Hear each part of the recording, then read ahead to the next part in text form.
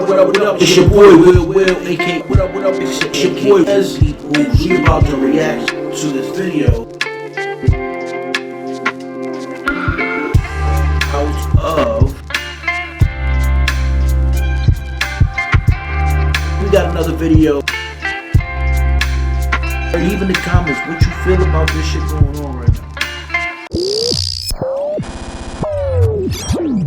This new day and age, they quick to call somebody that if they don't like them or if you ain't giving them money, if you know what I mean? If you're looking out, whatever, they put that jacket on you. Kenneth Preme and Chris put some claims out there saying that you was a CI for 40 years. So, I must be the dumbest CI in the world. There's no tolerance. You're a rat, no tolerance. Both goes your head. Nothing, no explaining nothing, no nothing. Right? I live by them rules. I know them rules. Dirty, blind CI. Sergeant Forster and Myron Cherry both lied under oath just to try to arrest me. James Bimmy Anthony has been a CI for over 40 years. This is the PDF file of said motion, action to dismiss. The DA identified him? Yeah. Oh, so no, the DA's not saying it, the dude is saying it? Yeah. Oh, nah, I mean, don't get me wrong, I understand. But if the dude is saying it and the DA is not saying it, then that's questionable, bro. I'm just being honest. Y'all niggas can ask Preme for the paperwork all y'all want, man. But me, this DD5 is directly associated with what I'm talking about right now.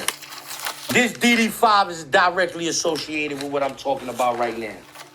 This is the DD5 that I'm talking about right now. Want to see paperwork? Confidential informant music. All right, well, Bimmy, whatever's in this shit right here, this the body of the DD5.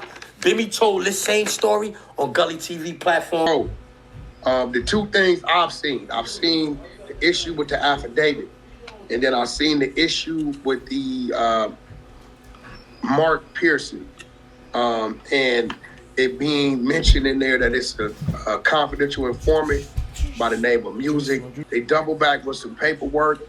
I believe it was appeal paperwork that then put a name on the confidential informant, and then maybe a week or two after that, Zip popped up with something where the judge identified in a footnote that the defense attorney has in fact identified the confidential informant. I told Zip today the problem is we see parts of the paperwork. If somebody could just see the whole situation, great. Video that I seen that we finally got a hold of was Bimmy going to the defense attorney's office, which was Troy's attorney, and giving a statement that he was in fact in the park. He heard shooting, seen people running, but Troy was not in the park. And the defense attorney under sworn statement said Bimmy hadn't given this statement to nobody else other than the defense. The defense never had to use this affidavit in court. I'm on the internet, I just do 20 years. They jacking what I got going on in the jail. They hear that Bimmy is trying to start a podcast with me, 10 Toes Down, and all of the other YouTube niggas, you heard? Okay. Niggas get in contact with me, yo. Bimmy is a confidential informant. Okay. What you mean Bimmy is a confidential informant? Yo, in my case, dude can't talk. The dude is not very articulate, you heard? This is Mark. Mark Pearson, his name, they call him Afro, you heard? And I'm like, yo, bro, I can't really go for what you're saying right now, but that shit sound crazy. 2-3 weeks later, my man pull up on me with a yellow envelope. Boom! Yo, here go all of the paperwork right here. I read the paperwork. I see what's going on. I said, oh, shit. In the paperwork, he got in his appeal papers that Music, a confidential informant, was identified by the district attorney as James Atten. Copy right there. That wasn't the first set. The first set just said Music, right? Those was DD5s. DD5, correct me if I'm wrong, Zip, is a police report, right? These are the DD5s right here, right? But a DD5 is the police report, right? It's the police report. So like, when he said, so the original document was in a police report, and it only said CI by the name of Music. With no other name. No other name. He sent me the papers. I'm reading the papers. I go through it. I say to myself, ain't no way this nigga put son name in his appeal papers for recreational purposes, you heard? He's not gonna do that because you gotta only put matters of the record in your appeal papers. So I jacked it off the rip, you heard? Respectfully, I jacked it. I've been hearing someone was a rat all these. Your man is a rat. Never forget, I already said, anything I ever said about Bimmy, I take it back. Why you still talking about me? Talk about Preme. He called your man a rat. Y'all want to start up. You talking about I wanted to work with Bimmy. I didn't want to work with Bimmy, homie. If I wanted to work with Bimmy, I had an opportunity to work with Bimmy. I didn't want to work because of you. Your bozo ass. You the reason why niggas ain't fuck with Bimmy. And yeah, we had heard Bimmy was a rat, but we never had no concrete evidence of the nigga being a rat. But once I got the paperwork and all that, it's a fact. It's stamped. He's a rat. We did that already. But you don't want to talk about your man. You want to talk about me. You know, it's crazy how we living in a world, or living in a time rather, where anybody can make a claim and the world runs with it. No facts, no paperwork, no context, just emotion and clout and clicks. See, I come from an era where if you said something, did something, especially as serious as snitching, you had to come with proof, documents, statements, tapes, something. You couldn't just wake up one day and decide to call somebody a rat because you ain't like them, or because they weren't rocking with you, or because you felt like they left you out of something they had going on. But now, people call you a snitch just because you ain't help them out, or you stop showing love, or you simply moving different. It's like the truth don't matter no more. It's about who can make the loudest noise online.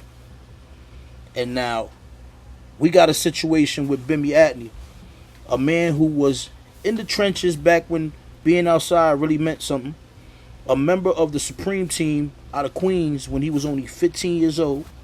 Now, decades later, a grown man in his 50s, respected in hip-hop, in the streets, and culture, suddenly being labeled as a confidential informant. 40 years later? Why?